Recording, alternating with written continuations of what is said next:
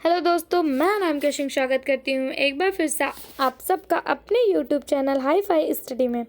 Friends, आपको पता है कि मैं सीटेट के प्रीवियस ईयर क्वेश्चन आपको सॉल्व करा रही हूँ, जिसमें मैंने 2011 और 2021 के क्वेश्चन पेपर सॉल्व करा दिए हैं। आज मैं आपके लिए 2012 के क्वेश्चन पेपर लेकर आई हूँ, जिसमें आपको with answer solution with question with answer आपको मिलेगा। मैं उसको समझाऊंगी भी आपसे। मैं फिर से एक बार कह रही हूँ, आप हमारे पुराने वीडियो को ज़रूर देखिएगा। अगर आप सीटेट का पेपर देने जा रहे हैं तो आपको 2011 से लेकर 2021 तक के प्रीवियस ईयर क्वेश्चन ज़रूर देखने हैं, क्योंकि 50% जो क्वेश्चन होते हैं वो प्रीवियस ईयर के ही आए हुए होते हैं। अगर आप प्रीवियस ईयर क्वेश्चन अच्छे से सॉल्व कर लेते हैं तो मैं आपको दावे के साथ कह रही हूँ, आपको 150 मार्क के जो प्रश्न होते हैं उनमें से 90% आप अच्छे से सॉल्व कर पाएंगे, अगर आप अच्छे से प्रीवियस ईयर पढ़ के जा रहे हैं तो दोस्तों। तो हम शुरू करते हैं चाइल्ड डेवलपमेंट एंड पेडोलॉजी का पहला क्वेश्चन। पहले क्वेश्चन में पूछा है, अभिप्रेरणा के सिद्धांतों के अनुसार एक शिक्षक डैश के द्वारा सीखने को संवर्धित कर सकता है। तो इसमें पूछा, अभिप्रेरणा के सिद्धांतों के अनुसार एक शिक्षक विद्यार्थियों से वास्तविक अपेक्षा रखने के द्वारा सीखने को संवर्धित करता है। यानी कि एक शिक्षक को छात्रों से वास्तविक अपेक्षा रखनी चाहिए तथा प्राप्त परिणामों के आधार पर उसमें सुधार करके उनके अधिगम को संवर्धित व संप्रेषित करनी चाहिए। अर्थात इसमें यह कहा जा रहा है कि एक शिक्षक जो होता है वह छात्र, अगर आप एक बच्चे को पढ़ा रहे हैं तो उसकी अच्छाइयाँ बुराइयाँ आपको पता चल जाती हैं, आपको पता चल जाता है उसकी कैपेसिटी कितनी है, उसको सीखने की क्षमता कितनी है। तो आप उससे एक अपेक्षा रखते हैं कि यह 90% लाएगा या 60% लाएगा। जब आप उसका टेस्ट लेते हैं, उसका आकलन करते हैं, तो आप उसमें सुधार करिए, उसका सुधार कर सकते हैं। तो वही कहा गया है कि विद्यार्थियों से वास्तविक अपेक्षा रख सकता है। अगला प्रश्न, विकास शुरू होता है। तो विकास जो है वो प्रसव पूर्व अवस्था से शुरू हो जाता है।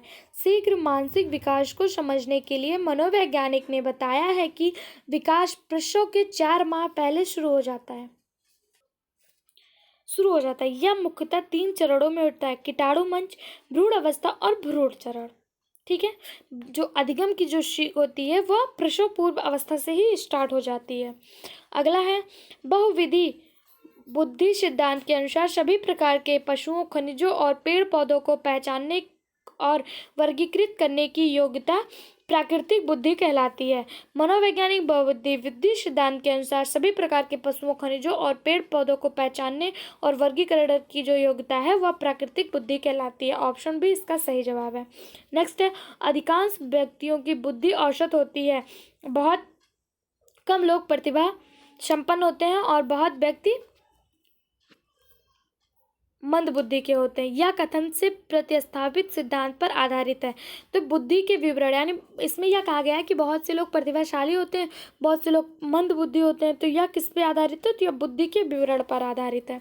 अगला है, सहयोगी अधिगम में अधिक उम्र के प्रवीण विद्यार्थी छोटे और कम निपुण विद्यार्थियों की मदद करते हैं। इससे क्या होता है, जो उच्च उपलब्धि और आत्मसम्मान का विकास होता है।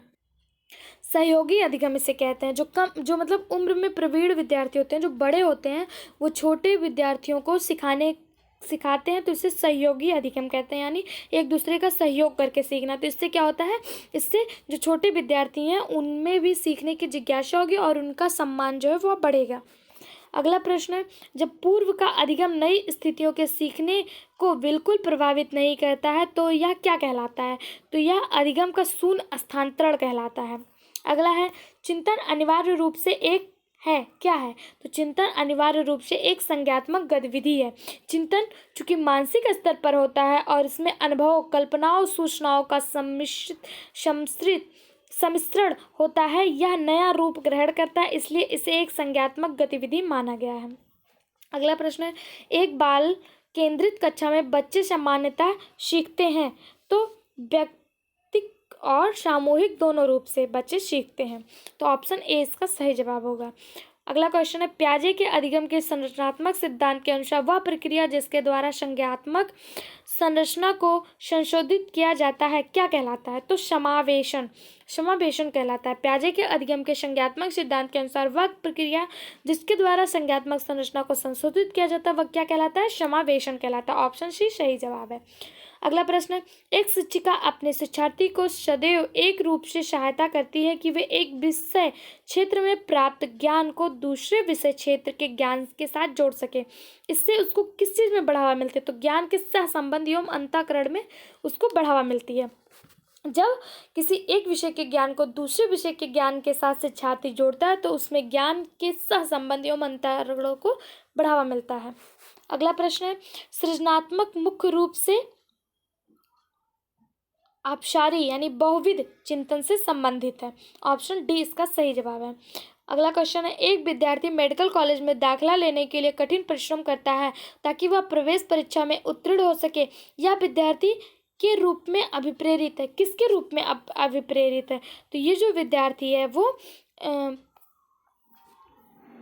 बाह्य रूप में अभिप्रेरित है। देखिए, यदि कोई विद्यार्थी मेडिकल कॉलेज में दाखिला लेने के लिए कठिन परिश्रम करता है ताकि वह परीक्षा में उत्तीर्ण हो सके, इसका अर्थ है कि वह विद्यार्थी बाह्य रूप से अभिप्रेरित है। इस प्रकार से अभिप्रेरणा को बाह्य अभिप्रेरणा या नकारात्मक अभिप्रेरणा भी कह सकते हैं। बाह्य अभिप्रेरणा बालक की कार्य में अरुचि उत्पन्न कर सकती है, फलस्वरूप वह कार्य को पूर्ण करने के लिए किसी अनुचित विधि का प्रयोग कर सकता है। अगला प्रश्न है, व्यवहार का करना पक्ष में आता है। व्यवहार करना सीखने के शरीर गतिक क्षेत्र के अंतर्गत आता है। शरीर गतिक क्षेत्र के अंतर्गत शारीरिक संचालन, शारीरिक क्रिया, शरीर पर नियंत्रण, दृढ़ीकरण आदि आते हैं जिसके माध्यम से ही व्यवहार किया जाता है। तो इसका सही जवाब है ए, यानी सीखने के गतिक यानी कोनेटिव क्षेत्र में आता है व्यवहार का करना। अगला प्रश्न है, विज्ञान एवं कला प्रदर्शनी, संगीत एवं नृत्य प्रस्तुतियां तथा विद्यालय पत्रिका निकालना के लिए है। किसमें क्या है? शिक्षार्थियों को सृजनात्मक मार्ग उपलब्ध कराने के लिए आप कला प्रदर्शनी लगाते हैं, संगीत का आयोजन कराते हैं, नृत्य करवाते हैं, विद्यालय में पत्रिका प्रेषित करवाते हैं। तो किस लिए? जिससे जो विद्यार्थी हैं, शिक्षार्थी हैं, उनके सृजनात्मक मार्ग खुल जाए। इसका सही जवाब है ए। अगला प्रश्न है, एक शिक्षिका अपने शिक्षार्थियों के अनेक तरह की सामूहिक गतिविधियों में व्यस्त रखती है, जैसे समूही चर्चा, समूह परियोजना, भूमिका निर्वाह आदि। यह सीखने के किस आयाम को उजागर करता है? तो सामाजिक गतिविधियों के रूप में अधिगम। अगर कोई बच्चा समाज में ज़्यादा से ज़्यादा समय व्यतीत कर रहा है तो उसे समाज के नियम कानून सब कुछ पता होंगे और उसकी समाज के प्रति रुचि बढ़ेगी। सामाजिक गतिविधियों के बारे में उसे ज़्यादा से ज़्यादा ज्ञान होगा। तो इसका सही जवाब है ए। अगला प्रश्न है, जब एक शिक्षिका दृष्टिबाधित शिक्षार्थी को कक्षा के अन्य शिक्षार्थियों के साथ सामूहिक गतिविधियों में शामिल करती है तो वह क्या होता है? तो वह समावेशी कक्षा की भावना के अनुसार कार्य कर रही है। राष्ट्रीय परिचर्या रूपरेखा 2005 NCF 2005 के घोषणा पत्र में समावेशी कक्षा की स्तुति दी गई है।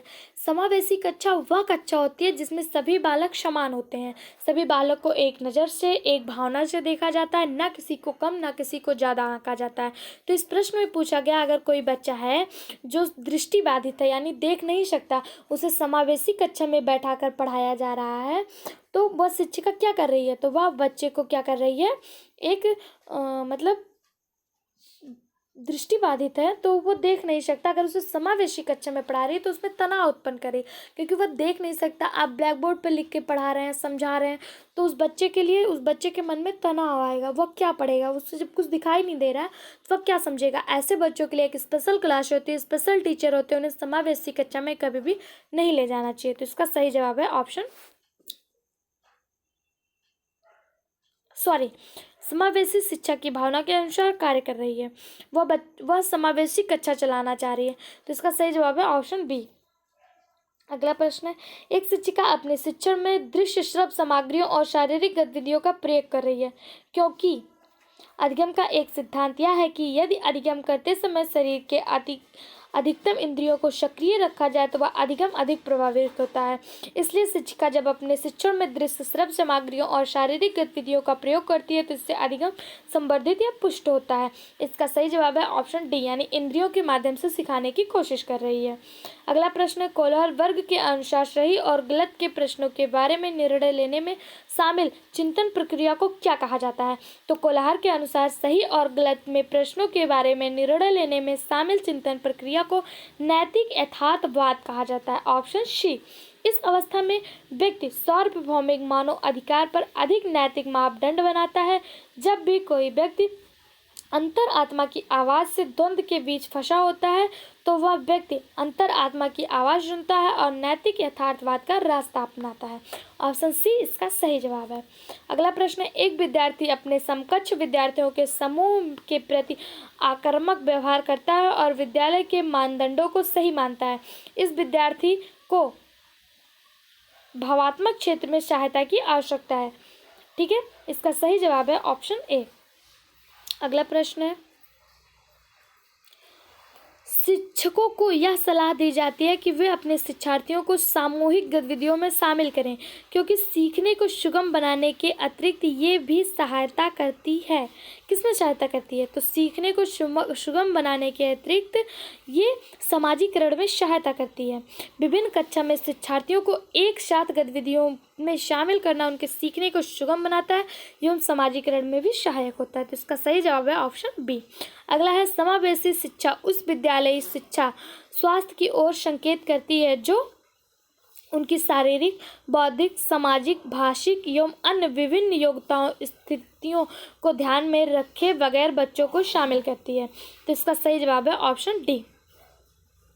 नेक्स्ट है, निम्नलिखित में से कौन सा मुख्य रूप से आनुवंशिकता संबंधित कारक है? तो आंखों का रंग, आंखों का जो रंग है वो आनुवंशिकता में किसी व्यक्ति से दूसरे उसके बच्चे में गुण आ जाते हैं, यानी जो माँ बाप को है वही बच्चों में आ जाए तो वह आनुवंशिकता कहलाती है। अगर माँ बाप को आंखों में प्रॉब्लम है, आंखों के कलर डिफरेंट है या फिर कोई भी आनुवंशिक बीमारी है तो बच्चों में आना ही आनुवंशिकता कहलाती है। तो आंखों का जो रंग है वो माँ बाप से बच्चों में आ सकता है, इसे आनुवंशिकता कहते हैं। ग्रेगर जॉन मंडल के द्वारा आनुवंशिकता का सिद्धांत दिया गया है। नेक्स्ट प्रश्न है, शिक्षकों को अपने शिक्षार्थियों की त्रुटियों का अध्ययन करना चाहिए क्योंकि वे प्रायः आवश्यक उपचारात्मक युक्तियों की ओर संकेत करती है। इसका सही जवाब है ऑप्शन डी। नेक्स्ट प्रश्न है, सीमा हर पाठ को बहुत जल्दी सीख लेती है जबकि लीना उसे सीखने में ज़्यादा समय लेती है। यह विकास के किस सिद्धांत को दर्शाता है? तो व्यक्तित्व भिन्नता, यानी हर बच्चे के सीखने की अलग अलग क्षमता होती है, अलग अलग कैपेसिटी होती है। सीमा की क्षमता सीखने में ज़्यादा है, लीना की कम है, तो उसकी जो व्यक्तित्व भिन्नता है वह उसको दर्शाता है। अगला प्रश्न है, निम्नलिखित में से शारीरिक गठन के अतिरिक्त सभी वातावरणीय कारक विकास को आकार देते हैं। इसका सही जवाब है ऑप्शन डी। नेक्स्ट है, श्रवण हास्य से ग्रसित बच्चे कक्षा में किस सबसे मुख्य कुंठा का सामना करते हैं? यानी जो श्रवण हास्य, यानी जो सुनने में असक्षम है बच्चे, वो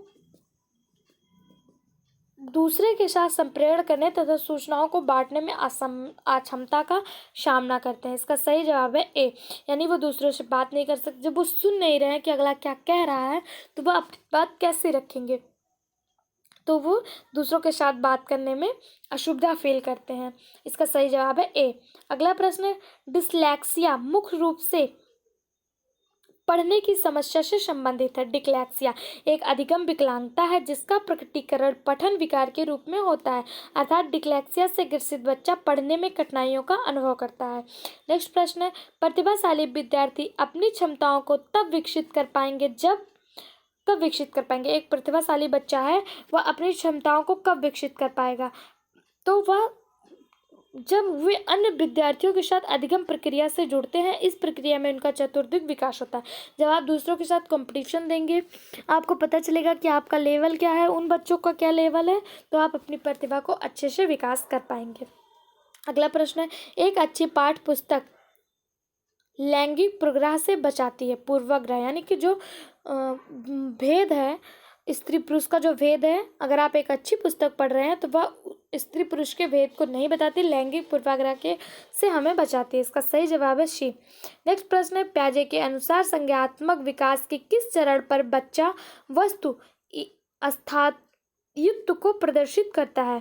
तो संवेदी प्रेरक चरण में शिशु असहाय जीवधारी से गतिशील, अर्धभाषी या सामाजिक दृष्टि से चतुर व्यक्ति बन जाता है। वे आवाज तथा प्रकाश के प्रति प्रतिक्रिया करते हैं, रुचिकर कार्य को करने रहने की कोशिश करते हैं तथा वस्तुओं को स्थिर मानते हैं। वे ऐसे वस्तुओं के बारे में भी कल्पना करना प्रारंभ कर देते हैं जो प्रत्यक्ष नहीं होते हैं।